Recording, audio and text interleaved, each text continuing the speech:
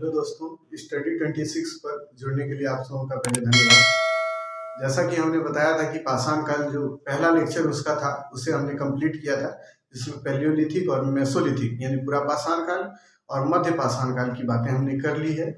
और अब इस लेक्चर के द्वारा हम नियोलिथिक पीरियड के बारे में चर्चा आपसे करेंगे और देखना यही है कि उसमें हम लोग ये करेंगे, तुलनात्मक अध्ययन करेंगे कि पहले क्या था और अब क्या बदलाव हुआ, इसे हम लोग देखेंगे और फिर इसकी कुछ विशेषताएं और फिर इससे संबंधित कुछ स्थल होंगे, उनकी चर्चाएं होंगी और इसके बाद हम लोग इस टॉपिक को समाप्त करेंगे। तो पहले हम लोग शुरू करते हैं कि नियोलिथिक पीरियड आखिर जो है वो कब से इसका कालखंड मतलब माना जाता है, उसको हम लोग देख लेते हैं। जैसे कि हमने आपको बताया था कि पैलियोलिथिक, मेसोलिथिक और नियोलिथिक तीनों का ही हम एक जगह लिख देते हैं ताकि आप भी उसको एक साथ नोट डाउन कर लें। तो तीनों का हम कालखंड को पहले लिख लेते हैं। तो पहले हम लोग लिखते हैं पूरा पाषाण काल,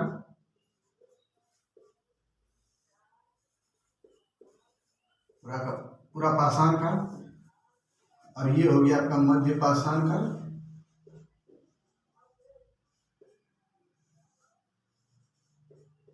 और तीसरा आपका हो गया नव पाषाण काल जिसे नियोलिथिक बोलते हैं, नियोलिथिक पीरियड। तीनों का कालखंड है, ये है 2.50 यानी 2.5 लाख ईसा पूर्व से 10,000 ईसा पूर्व, या हम बीसी लिख देते हैं। आपको ये एडी और बीसी दोनों के बारे में हमने बताया था, तो उसे आप ध्यान रखिएगा। और दूसरा इसका कालखंड लगभग 10,000 या 9,000 बीसी से 5,000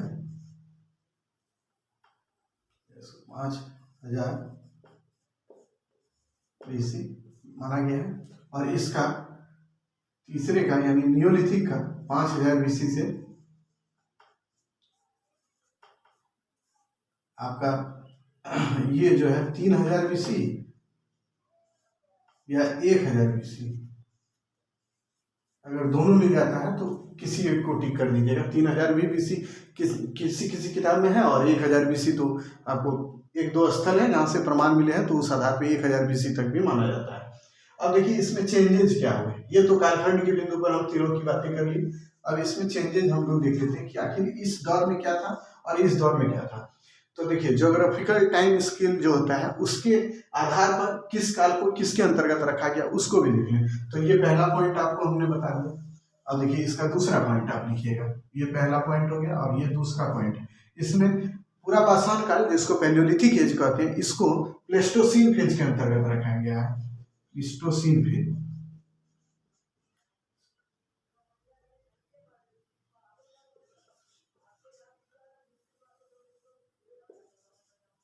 इसे प्लेस्टोसीन फेज या काल, ये दोनों ही आप कह सकते हैं, के अंतर्गत रखा गया है। और इसको होलोसीन फेज,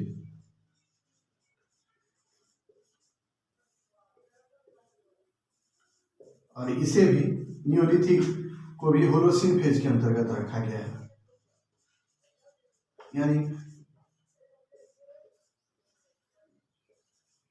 यानी आपको एक चीज ध्यान में रखना है कि पैलियोलिथिक पीरियड को रखा गया प्लेस्टोसीन फेज, इसको होलोसीन, मेसोलिथिक और नियोलिथिक को होलोसीन, और अब भी जो कालखंड चल रहा है उसमें होलोसीन ही माना जाता है कि वही अभी चल रहा है। तो अब चलिए ये दोनों ही आपको हमने बता दिया कि इन तीनों के कालखंड के बारे में और कौन कौन से ज्योग्राफिकल टाइम स्केल पर किसको कब और कैसे रखा गया, होलोसीन में कौन और प्लेस्टोसीन फेज में कौन, इसको ध्यान रखिए। अब देखिए इनमें बदलाव क्या हुआ। जैसे पहले लोग जो थे पैलियोलिथिक एज में वो भोजन संग्राहक और आखेट का काम करते थे, यानी वो कंदमूल को एकत्रित करने का काम करते थे और आखेट का काम करते थे। लेकिन और इस काल में आप देखिएगा मेसोलिथिक पीरियड में हमने आपको 2-3 साइट्स बताए, जैसे बागोर, आदमगढ़, लगननाज, ये सभी क्षेत्र, केनेवल, ये सभी क्षेत्र हैं जहाँ से कुछ प्रमाण हम लोग को पशुपालन के भी मिले। तो इस कारण से पशुपालन का आरंभ यहीं से हो जाता है मेसोलिथिक में। और यहाँ पे आप आइएगा नव पाषाण काल यानी नियोलिथिक पीरियड में। तो नियोलिथिक पीरियड में आप देखिएगा यहाँ पे पशुपालन भी रहेगा, आखेट भोजन संग्राहक का दौर भी रहेगा, लेकिन यहाँ एक नया चीज जो आ जाएगा वह है कि कृषि का प्रारंभ भारत में यहीं से हो जाता है, नियोलिथिक पीरियड से। तो इसको आप ध्यान रखिएगा। तो तीनों में क्या क्या बदलाव हुए उसको कंपेरिजन करके आप जब पढ़िएगा तो सारी बातें आपको समझ में आएगी कि ये पहले था और फिर बाद में ऐसे परिवर्तन हुए उसमें। तो इनमें क्या थे, पहली बात तो आप देखिए पैलियोलिथिक पीरियड में आप देखिएगा ये थे आखेट और भोजन संग्रह का कार्य करते थे। पैलियोलिथिक एज में लोग आखेट और भोजन संग्रह का काम करते थे। मेसोलिथिक एज में लोग, ये दोनों बातें तो रही ही और नई चीजें क्या जुड़ी उसे हम लिख देते हैं, बाकी ये दोनों बातों को आप लिख लीजिएगा। तो उसमें आ गया पशुपालन, पशुपालन का आरंभ हो गया यहाँ पे। और इसमें अब आपको आ जाता है कि आखिर नियोलिथिक पीरियड में क्या है। तो नियोलिथिक पीरियड में पशुपालन के साथ साथ ये तीनों बातें तो वहां भी रही, लेकिन यहाँ पे एक नया चीज आ गया पशुपालन, इसे हम लिख देते हैं पालन और कृषि। तो कृषि का भी प्रारंभ इस काल में यहीं से हो गया, नवपाषाण काल में। तो तीनों का हमने कंपैरिजन कर दिया कि आखिर पहले क्या था अब क्या हुआ। ये जो बदलाव देखने को मिलता है आपको, इन तीनों को ध्यान में रखिएगा तो सारी बातें समझ में आती चली जाएंगी। चलिए अब आगे हम लोग कुछ बातें कर लेते हैं कि जैसे कि इससे संबंधित और भी कुछ महत्वपूर्ण परिवर्तन देखने को मिलता है। जैसे चाक पर निर्मित, ये याद रखिएगा, चाक का प्रयोग इस दौर में होने लगा। यानी नियोलिथिक पीरियड हम लोग जब पढ़ रहे हैं तो उसमें हम लोग देखते हैं कि नियोलिथिक पीरियड में चाक का प्रयोग होने लगा और मृदभांड का निर्माण चाक पर किया जाने लगा। यानी नियोलिथिक पीरियड में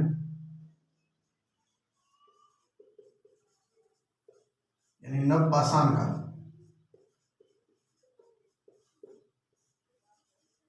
काल में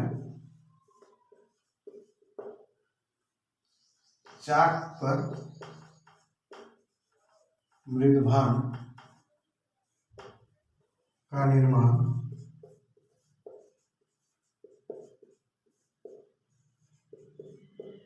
आरंभ हो गया। आपसे अगर कोई पूछे कि आखिर नियोलिथिक, पैलियोलिथिक और मेसोलिथिक की विशेषताएं क्या थी, तो पहले जो हमने बात आपको बताई वो तो विशेषताएं थी। इसके अलावा नियोलिथिक में कुछ नई चीजें जो जोड़ने लगी तो उनको आप ध्यान रखिएगा। चाक पर मृदभांड का निर्माण यहाँ आरंभ हो गया। उसके बाद अब देखिए कि अब हम लोग को बात ये करना है कि आखिर इस दौर में किन किन पत्थरों का प्रयोग, जैसे कि पहले क्या था अब क्या हुआ।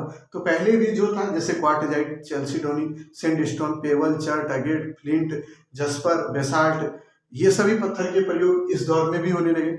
उसके अलावा कौन कौन से इसमें टेक्नोलॉजी के क्षेत्र में कि क्या परिवर्तन, इन पत्थरों से जो औजार बनाए जा रहे हैं उनमें कौन कौन सी टेक्नोलॉजी का प्रयोग हुआ। तो इस दौर में टेक्नोलॉजी में जब हम बात करेंगे यानी तकनीक में जो परिवर्तन हुआ, औजार निर्माण के तकनीक में क्या परिवर्तन हुआ, तो उनकी बातें हम कर लें। तो उसमें आपको हम एक दो बातें दिखा देते हैं जिसको आप लिखिएगा।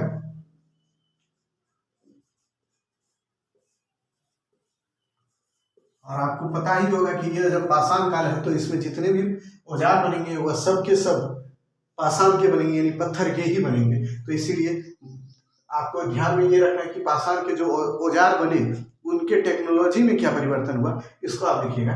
तो औजार निर्माण, औजार निर्माण की तकनीक में हुआ परिवर्तन। तो इसको भी हम लोग एक डायग्राम के थ्रू समझ लें कि पहले क्या था, मध्य पाषाण काल में क्या था और नव पाषाण काल में क्या हुआ। तो इन तीनों को एक साथ हम लोग करें तो तुलनात्मक चीजें याद ज़्यादा रहती है और डायग्राम से रहेगा तो ज़्यादा आप समझ भी पाइएगा। तो पहले आप देखिए पूरा पाषाण काल, इसमें जो था क्या था, मध्य पाषाण और नव पाषाण, यहाँ पे हम लिख देते हैं नव पाषाण। तो देखिए यहाँ पे आप देखिए इसमें चॉपर शॉपिंग, एफ।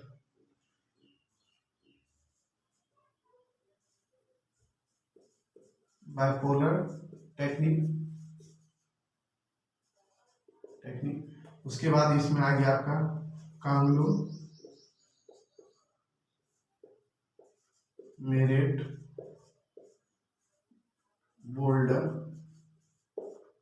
टेक्निक, या इसको ऐसे भी लिखा बोल्डर कांगलू मेरिट टेक्निक भी इसको बोला जाता है। तो आप इन दोनों चीज को देख लीजिएगा, ध्यान रखिएगा। मध्य पाषाण काल में आप देखिएगा माइक्रोलिथ टूल्स बने हुए,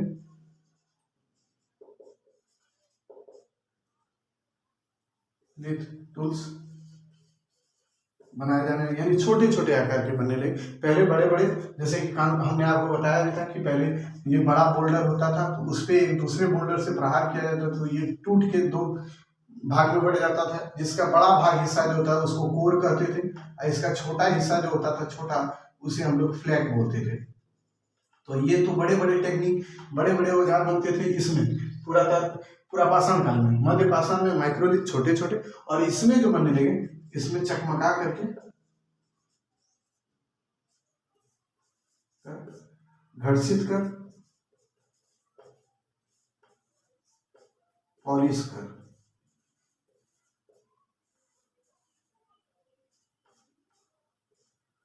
पॉलिश करके औजार का निर्माण किया जाने लगा। अब देखिए पहले जो औजार थे वही औजार इस दौर में भी रहे, लेकिन इसमें केवल तकनीक में परिवर्तन हम लोग को देखने को मिलता है। तो बस ये चीज आपको, इसकी विशेषताओं, जो तीनों की विशेषताएं हैं उसकी हमने चर्चा की, और इन तीनों को आप ध्यान रखिएगा। अब आ जाइए कुछ साइट्स हैं जो कि नवपाषाण कालीन है, तो उनको हम लोग देख लेते हैं कि क्या कौन कौन से साइट्स हैं जो नवपाषाण कालीन हैं और उनके क्या महत्व हैं। इसे आप नोट कर लें ताकि आपको याद, ज्यादातर ये सारी बातें सुन के तो याद नहीं रहेंगी, लेकिन हाँ इसे जब आप बराबर देखते रहेंगे तो याद रहेगा ये सारी बात। तो अब आ जाइए कुछ महत्वपूर्ण। तो सबसे पहले देखिए कृषि का आरंभ यहाँ हुआ। तो कृषि एक इसकी अपनी विशेषताएं हैं। पहले तो कृषि था नहीं, तो इस दौर में अगर कृषि का आरंभ हुआ तो कृषि में क्या मतलब कहाँ से साक्ष्य मिले हैं। और तो सबसे पहला जो है मेहरगढ़, आपको पता होगा कि 7000 ईस्वी पूर्व का मेहरगढ़ से प्रमाण मिला है कि भारत में, लेकिन अब वो मतलब एक और साइट से नए जो रिसर्च के तहत उसको खोजा गया है, वह है लोहरादेव जो यूपी में है। वहाँ से जो प्रमाण मिले चावल की खेती के सबसे प्राचीनतम प्रमाण मिले। तो लोहरादेव से चावल की खेती के प्राचीनतम प्रमाण मिले, यानी खेती का प्राचीनतम प्रमाण अब जो माना जाएगा वह लोहरादेव है जो कि यूपी में है। तो आप लिखिए कृषि, तो नवपाषाण कालीन कृषि आप इसका हेडिंग बनाइएगा, और उसमें आप पहला जो साइट्स है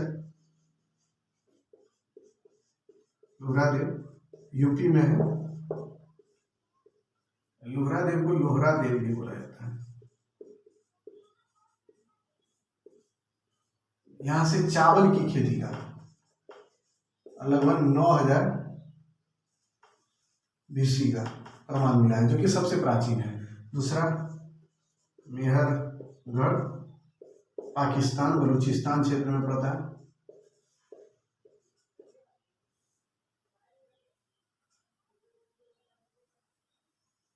पाकिस्तान में पड़ता है। यहाँ से आपको जौ, गेहूं, मक्का, जौ, गेहूं, मक्का, खजूर की खेती का प्रमाण मिला है।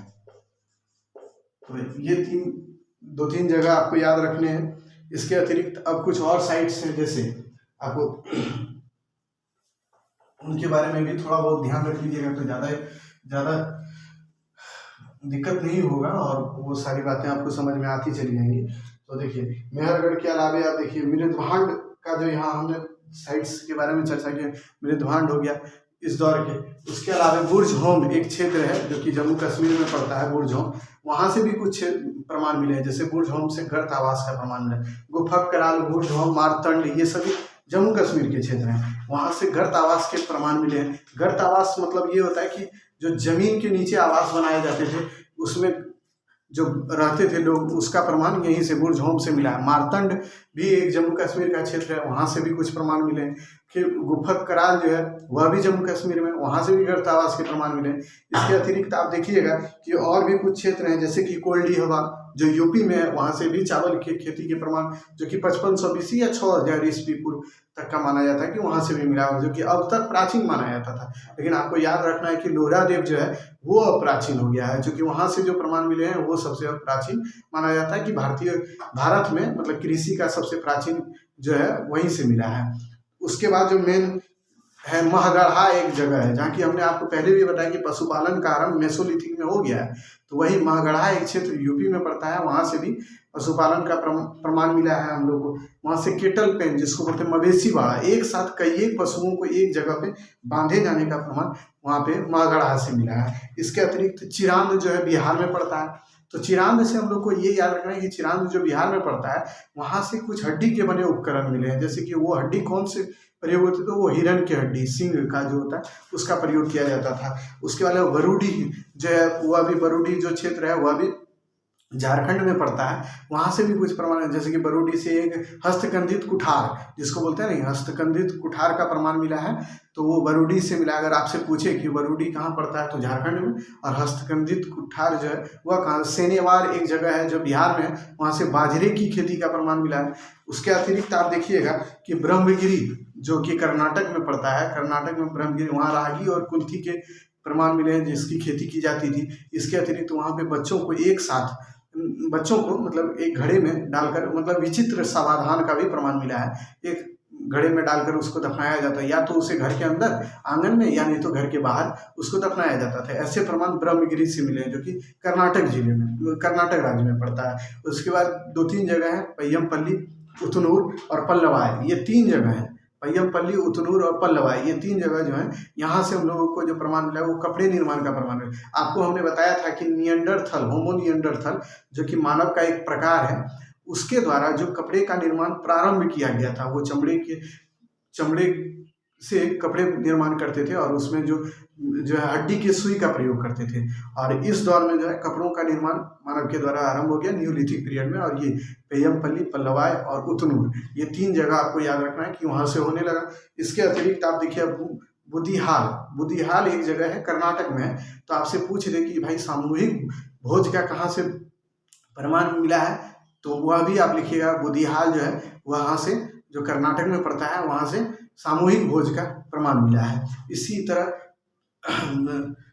1-2 और भी प्रमाण, जैसे कि असम क्षेत्र में 1-2 क्षेत्र हैं, जैसे डियोजली, हेडिंग, सरुतरु, मरुकडोला, ये सभी क्षेत्र हैं असम क्षेत्र में। तो वहाँ से भी डियोजली, हेडिंग से भी एक प्रमाण मिला है। झूम की खेती का प्रमाण मिला है। यही बस इतने ही फैक्ट हैं। और 1-2 और है, जैसे वाटगल से एक जो है कर्नाटक में वाटगल करके एक एरिया है, वहाँ से भी एक प्रमाण मिलता है। कसेली का, जिसको आप बोलते हैं कि सुपारी, आज के दौर में हम लोग बोलते हैं सुपारी, तो उसका प्रमाण वहीं से वाटगल से ही मिलता है। तो कुछ चीज़ें हम लिख देते हैं, बाकी आप जो सुन रहे हैं उसको आप नोट डाउन भी करते चलिएगा। सारी बातें तो लिखना संभव नहीं है, लेकिन जितना हम बताए उतना आप जान लेंगे तो शायद न्यूलिथिक से जितने भी फैक्ट बेसिस क्वेश्चन होंगे वो तो बन ही जाएगा आपसे। तो देखिए, हमने मेहरगढ़ तक का तो बात कर ही लिया था, तो अब आ जाइए बुर्ज।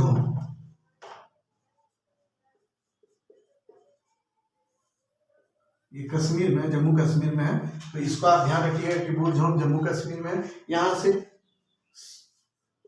इसको हम लिख देते हैं कश्मीर। अब यहाँ से क्या क्या मिला है उसे आप नोट डाउन कर लें। तो पहला यहाँ से फैक्ट यही आप लिखिए, गर्त आवास के प्रमाण। गर्त आवास, गर्त आवास। तो गर्त आवास होता क्या है, पहले ये समझें। गड्ढे के नीचे जो आवास बना के लोग रहते थे, यानी घर बना के जो लोग रहते थे, वही है गर्त आवास। तो आपसे क्वेश्चन ऐसे भी पूछता था कि गर्त आवास के प्रमाण जो मिले हैं उसकी ये विशेषताएं हैं कहाँ की। तो आपको हो सकता है कि वो राज्य भी लिख दे कि दक्षिण भारत की, उत्तर भारत की, पूर्वी भारत की, पश्चिम भारत की, ऐसे भी, या जम्मू कश्मीर, कर्नाटक, ऐसे कुछ क्षेत्र दे दे। तो आप उसमें ध्यान रखिएगा कि ये जो है कश्मीर की विशेषता है। कश्मीर में जो भी न्यूलिथिक साइट्स मिले उसकी एक विशेषता रही है कि वहाँ पे गर्त आवास बनाए जाते थे। तो उसके प्रमाण कहाँ से मिले, गर्त आवास के प्रमाण कश्मीर से मिले हैं। तो दूसरा एक और फैक्ट इसमें लिख लीजिएगा बुर्ज में, कि यहाँ कुत्ते को मानव के साथ दफनाने का भी प्रमाण मिला है।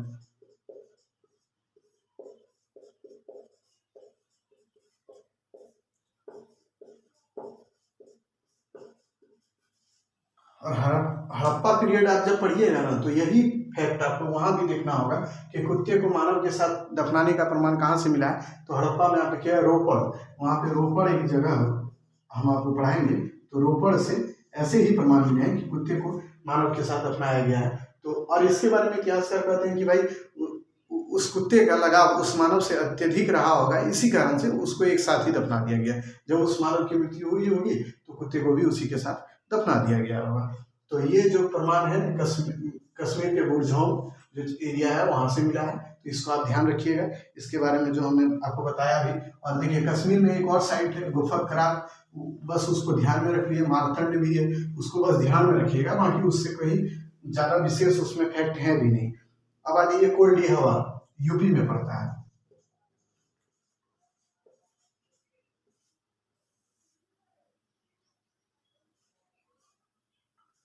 यूपी में पड़ता है। तो कोल्डिहवा से क्या प्रमाण मिला? तो कोल्डिहवा से चावल की खेती का यानी धान का प्रमाण मिला है। आप ये लिखें।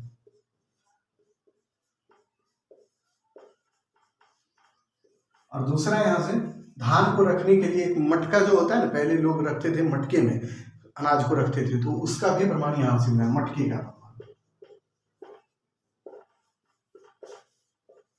यानी धान को रखने के लिए जो मटके का प्रयोग किया जाता था उसका प्रमाण यहाँ से मिला है। तो उसको आप पूरे लाइन में लिखिएगा, चूंकि हम कम लिख रहे हैं, चूंकि हमारे पास मतलब जगह का अभाव है, आप पूरा लिखिएगा उसे।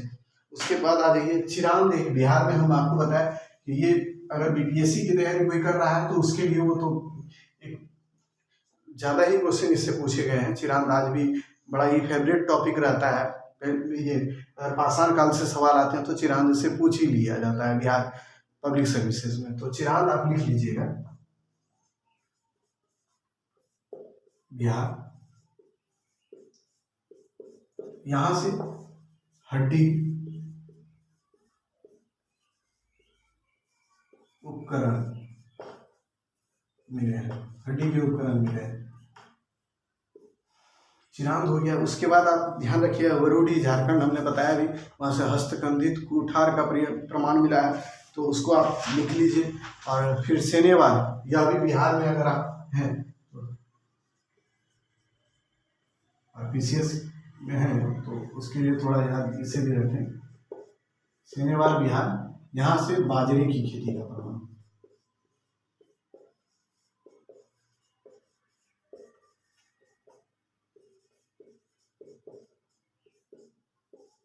तो इसे भी आप ध्यान रखिएगा, सेनेवाल से क्या मिला है? तो बाजरे की खेती का प्रमाण, और यह भी बिहार में ही है। उसके बाद आप आ जाइए ब्रह्मगिरी, कर्नाटक में।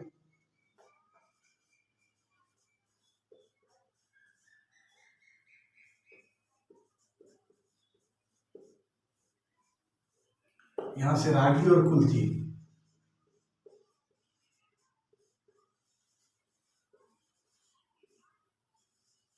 की खेती का प्रमाण, रागी और कुल्थी की खेती का प्रमाण। रागी और कुल्थी ये जो है ना, वहाँ पे दक्षिण भारत में उस समय इसकी खेती की जाती थी। रागी को वहाँ गरीबों का धान कहा जाता है, तो रागी के बारे में आप लिख लें, इसे रागी को गरीबों का धान इसे कहा जाता है। और आपसे एक और चीज भी पूछे कि विचित्र समाधान, जिसको हमने बताया कि एक घड़े में डालकर बच्चे को दफनाए जाने का प्रमाण कहाँ से मिला है? तो वह भी कर्नाटक से मिला। विचित्र समाधान का प्रमाण कर्नाटक से।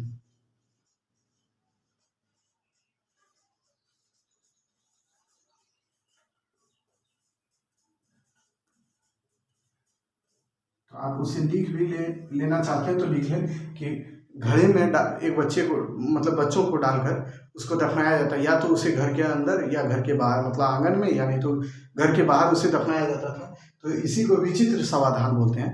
तो उसका प्रमाण कहाँ से मिला? कर्नाटक के ब्रह्मगिरी से मिला है। तो इसे आप ध्यान रखिएगा, क्योंकि ये फैक्ट ज़्यादा इंपॉर्टेंट रखता है कि अगर पूछना हो तो ये पूछा जा सकता है।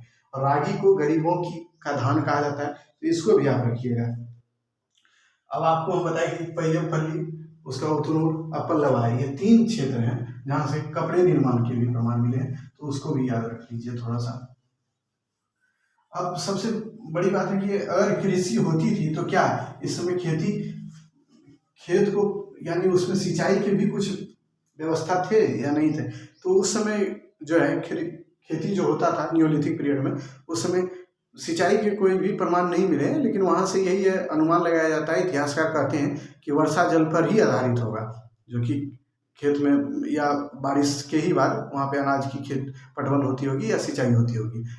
दूसरी बात कि वहाँ से राख के टीले के भी प्रमाण मिले हैं, बहुत से क्षेत्र हैं जहाँ से राख के टीले के प्रमाण मिले, तो उसको भी आप ध्यान रखिएगा कि इस समय राख के टीले का मतलब यही है, पहले समझ लें कि सभी लोग एक जगह जो समूह के रूप में रहते होंगे, वो लोग एक जगह पे सभी गोबर, गाय के गोबर को एक जगह रखते थे और उसको बाद में आग लगा देते थे और उसी का प्रयोग वो खाद के रूप में करते थे। यानी मतलब जब उसमें बुआई हो जाती थी फसल की, तो उसके बाद खाद का जो प्रयोग आज भी किसान करते हैं, उस दौर में ये लोग राख का ही प्रयोग खाद के रूप में करते थे और इसका प्रमाण बहुत से दक्षिण भारतीय क्षेत्र में। तो आपसे ये पूछा जाता है कभी कभी कि ये विशेषताएं थी, उन्हें राख के टीले पाए जाते थे और ये नियोलिथिक पीरियड की विशेषताएं थी और कहाँ पाए जाते थे? तो अगर क्षेत्र पूछे तो दक्षिण भारत और 2-3 जगह है जिसको हम बता देते हैं जहाँ से मिले हैं। सिंचाई के कोई भी प्रमाण नहीं मिला है, लेकिन सिंचाई उस समय वर्षा जल पर ही आधारित था और राख मतलब वहाँ पे खाद्य के रूप में राख के टीले को माना जाता है। इतिहासकार मानते हैं कि इसका प्रयोग खाद्य के रूप में करते थे। वही राख के टीले के बारे में हमने बताया कि गोबर को एक जगह लोग रख देते थे और उसमें आग लगा देते थे, जो उसके आग लगने के बाद जो राख वहाँ बचता था उसका प्रयोग वो खाद के रूप में अपने भूमि पर डालने के लिए करते थे अनाज में। तो इन चीज़ों को आप रखिएगा याद। अब देखिए 2-3 चीज़ है कि पैयमपल्ली,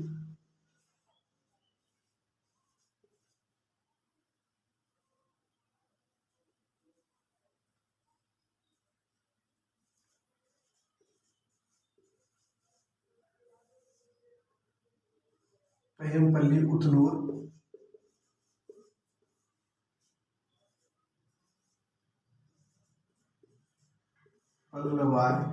पल्लवाय भी मिला है।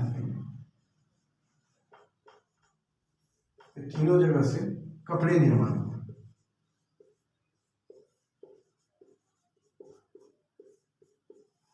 का प्रमाण मिला है।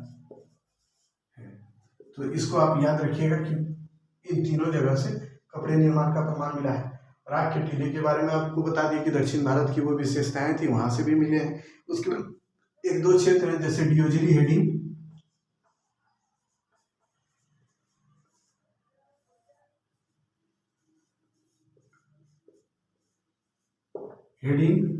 सरुतरु, ये असम में पड़ता है। ये दोनों ही क्षेत्र यहाँ से भी प्रमाण मिले। तो डियोजिली हेडिंग से जो है डियोजिली हेडिंग जो असम में पड़ता है और सरुतरु भी असम में पड़ता है, ये दोनों ही क्षेत्र। तो यहाँ से डियोजिली हेडिंग से आप देखिएगा कि यहाँ से क्या प्रमाण, झूम की खेती का प्रमाण। तो झूम खेती आज भी भारत में प्रचलित है, आपको पता होगा।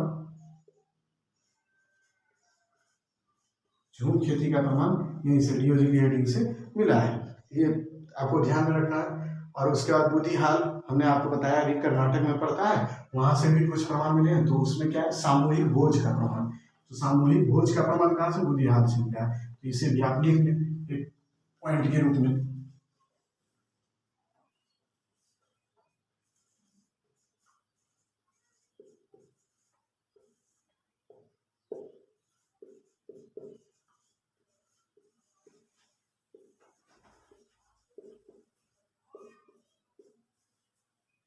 ये कर्नाटक में पड़ता है, बुधिहाल कर्नाटक में पड़ता है, जहाँ से सामूहिक भोज का प्रमाण। अब देखिए कुछ पॉइंट अगर छूट भी जाता है तो उसे आप खुद भी बुक जब पढ़ेंगे तो ज़्यादा दिक्कत अब आपको होगा नहीं, आसानी से आप समझ जाइएगा।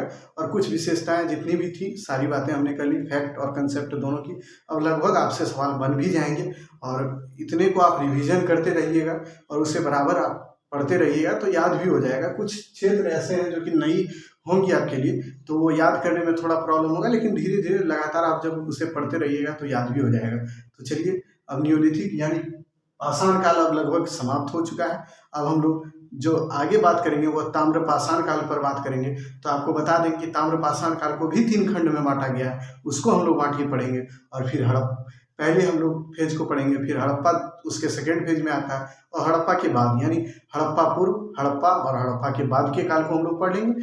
तब ये हड़प्पा का पूरा पीरियड खत्म, और तब फिर वैदिक पीरियड पे हम लोग आएंगे। इससे पहले हम ज्योग्राफी का एक वीडियो आपको डालेंगे, क्योंकि उससे आपको लोकेशन का पता चले कि आखिर क्या क्या चीज़ कहाँ पे है, कौन से राज्य कहाँ है, तभी उससे सारी बातें समझ में आएंगी। वो ज्योग्राफी ही नहीं बल्कि वो इतिहास का भी पार्ट है। इतिहास में इसको बोला जाता है, उसकी भौगोलिक स्थिति करके एक बताई जाती है इतिहास में, भारत की भौगोलिक स्थिति। तो उसको हम एक बार एक वीडियो में उसकी चर्चा हम कर देंगे, तो सारी बातें यहाँ से आपकी एक दूसरे से रिलेट होता चला जाएगा और आप बातों को समझते चले जाएंगे। तो चलिए फिर मिलेंगे आपसे अगले वीडियो में, तब तक के लिए धन्यवाद।